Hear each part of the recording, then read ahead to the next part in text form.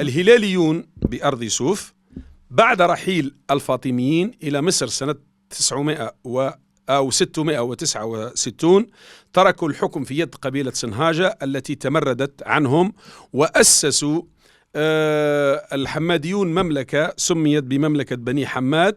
فقام أحد حكام الدولة الفاطمية بإرسال الهلاليين إلى هذه الدولة كي يسقطونها، وقد قال لهم: قد أعطيتكم المغرب والمعز ابن بلكين الصنهاجي فلا تفتقروا.